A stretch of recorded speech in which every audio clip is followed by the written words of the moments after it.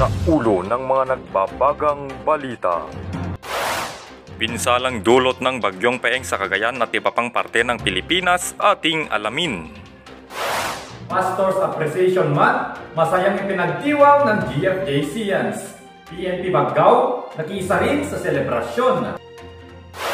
Philippine Values Education Program, umarangkada na. Baggao PVEP Coordinators, dumalo sa Coordinators Leadership Summit sa Baguio City. God Bless Baggao at Jesus Reigns Celebration 2022, inaabangan na!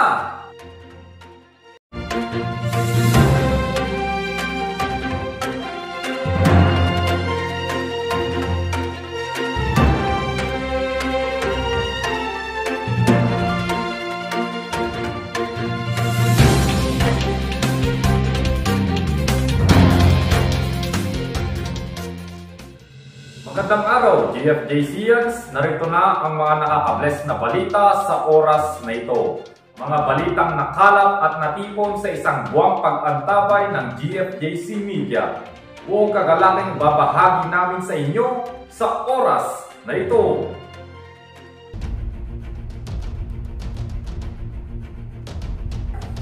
Kalamidad at sakuna, yan ang palaging kalaban ng lahat. Bilang epekto, maraming mga buhay ang nasasawi at mga ari-ari ang nasisira tuwing may peligrong hatid ang ating kalikasan. Ngunit ang Panginoon ay hindi pa rin tayo pinapabayaan. Kaugnay niyan, tunghayan natin ang special report ni Jeremy Lawigan. Ang bagyong Paeng ay isa sa pinakamalakas na bagyong bumisita ngayong taon sa Pilipinas. October 28 nang nanalasa ang bagyong Paeng sa iba't ibang bahagi ng bansa, kabilang na ang Northern, Southern at Central Luzon, pati na rin sa ilang bahagi ng Visayas at Mindanao. Dala ang malakas na ulan at hangin, maraming bahay ang nasira, mga alagang hayop na nalunod, mga tanim na nadapa at mga taong namatay dahil sa hagupit ng rumaragasang mga tubig. Isa ang lalawigan ng Cagayan sa malubhang naapektuhan sa sakunang ito. Halos hindi na masilayan ang mga bahay dito dahil lubog na sa baha at bubong na lang ang nakikita. Naging mahirap din sa mga mamamayan ang pagsalba sa mga gamit kasama na ang kanilang mga alagang hayop. Agaran naman ang naging aksyon ng mga otoridad sa mga apektadong lugar upang matulungan ang mga pamilyang nasalanta ng pagbagyo at pagbaha. Napag-alaman din na nagbigay ng agarang ayuda ang gobyerno sa ating mga kababayan. Isipin natin na may dahilan ang lahat ng pangyayaring ito at lahat ng ito ay kalooban ni Lord. Lagi nating tatandaan na sa anumang unos na ating mararanasan ay hindi tayo pababayaan ng may kapal. Madadapa, ngunit tatayo. Yan ang katangian ng isang anak ni Kristo. Jeremy Lawigan, called to share Jesus globally. Samantala, Pastors Appreciation Month, masayang ipinagdiwang ng GFJCians. PNP Baggao, nakiisa rin sa selebrasyon. Detalye ng balitang yan ihahatid ni Crystalline Victorio. Once a pastor, will always be a pastor. Oktubre 23, nang ganapin ang Pastors Appreciation Day sa GFJC Church kasama ang buong congregation upang ipadama muli ang pagmamahal at pagkilala sa ating pastor na si Pastor Christopher Victorio sa kanyang mga sakripisyo at tungkuling ginampanan sa nakalipas na naman ng mga taon. Ang programa ay inilakip sa Sunday Worship Service kung saan nagsilbing guest speaker si Pastor J. Reboredo. Bilang pagdiriwang, nag-isip ng kanya-kanyang pakulo ang bawat department sa pagbibigay ng pagkilala sa butihing pastor. Ilan dito ang pamonolog ng isang kabataan sa mga gawain at estilo ni pastor, pa-acrostic ng mga KFCs, pag-alay ng mga bulaklak ng mga bata, pagbibigay mensahe ng mga men's department, padikit at pa-cake ng women's department, at sweet story recap sa kanyang asawa at mga anak.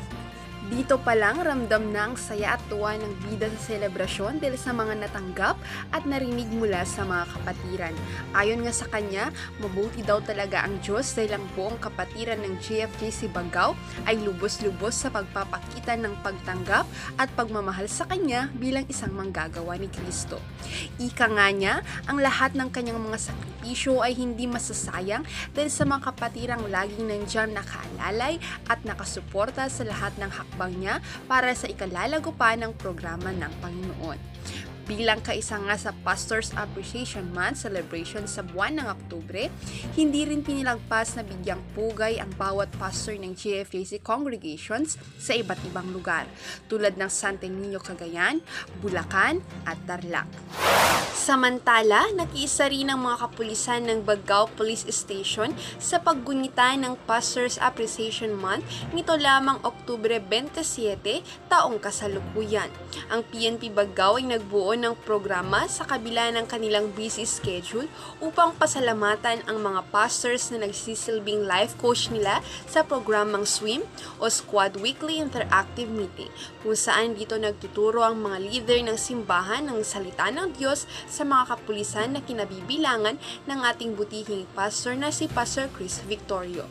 Mangiyak-iyak pa sa tuwa ang ilang mga nagtestimony na pulis kung paano nagbigay ng gradual changes ang SWIM sa kanilang personal na buhay at bilang mga pulis.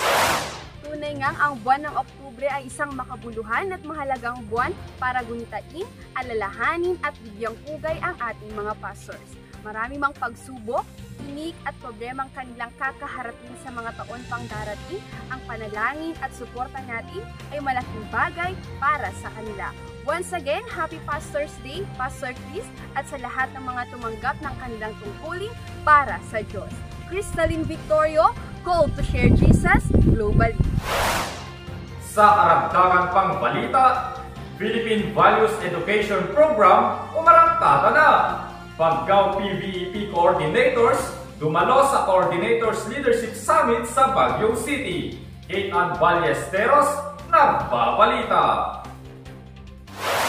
Umarangkada na ang Values Education Program o VEP sa Bagao National School of Arts and Trades o BNSAT simula noong Merkules, Oktubre 9, katuwang ang ilang volunteers na naka-assign sa Junior at Senior High School Department. Taos-puso naman ang naging pagtanggap ng eskwelahan sa pamumuno ni Ma'am Ederlina Laureta, ang principal ng eskwelahan, kasama sina Sir Elwito Pataguan, ang RS Coordinator, at Ma'am Yves Martin, ang Senior High School Coordinator. Suportado rin ito ng mga class advisors at classroom teachers kung saan ang VEP ay ilalakip na bahagi ng asignaturang ESP sa Junior High at RHGP sa Senior High. Ang mga aktibong VEP volunteers sa BNSAT ay kinabibilangan din na Sir Jep Tamo, Ma'am Melanie Gubatan, Ma'am Maria Teresa Celestino, Sir Mark Anthony Bosque, at Sir Aaron Alcantara na pansamantalang humalili sa naiwang klase ni Pastor Chris Victorio at Sister Melinda Victorio. Batid din sa mukha at reaksyon ng mga estudyante ang kauhawan sa salita ng Diyos na siya namang layunin ng VEP ang magkaroon ng transformation sa mga kabataang ito. Sa kabuuan, naging maayos at makabuluhan ang unang linggo ng VEP sa tulong at gabay na rin ng Poong May Kapal. Samantala, dumalo sina Pastor Chris at Sister Melinda Victorio sa Philippine Values Education Program Coordinators Leadership Summit noong November 7 to 11, 2022 na ginanap sa Asian Pacific Theological Seminary, Baguio City. Ito ay may layuning mapalago at mabigyan pa ng kaalaman ang mga coordinators ng VEP sa iba't ibang lugar ukol sa partnerships, activities at policies ng programa. Matatandaang itinalaga si Pastor Chris bilang Municipal Coordinator ng VEP sa Bagao na siyang nakipag-alyansa sa mga eskwelahan para sa Philippine Values Education Program. Napagalaman ng GFJC Media na ang VEP sa Bagao ay kasado na sa BNSAT, San Isidro Integrated School at Taguing Integrated School. Go, go, go, PVEP volunteers! Let's do this para sa kabataan, para sa Diyos at sa bayan. Ating abutin ang mga kabataan upang sila'y matulungan na malihis sa landas ng kapahamakan. GFJC for the PVEP. Kate Ann Ballesteros, call to share Jesus globally. Sa kabuuan ng ating mga balita sa oras na ito, God Bless Baggao at Jesus Reigns Celebration 2022, inaabangan na! May follow-up report si Angels Queen de la Cruz. Kasado na ang pagdaraos ng God Bless Baggao 2022 na may temang Igniting the Faith through Music, Praise, and Worship.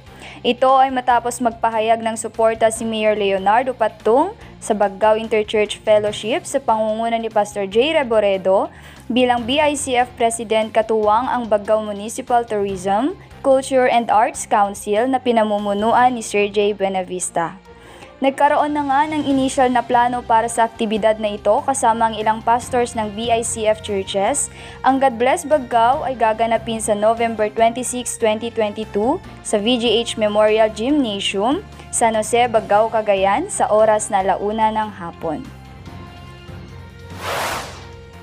Samantala, inaabangan na ang malaking pagtitipon ng mga Cagayano para sa Jesus Reigns Celebration ngayong taon.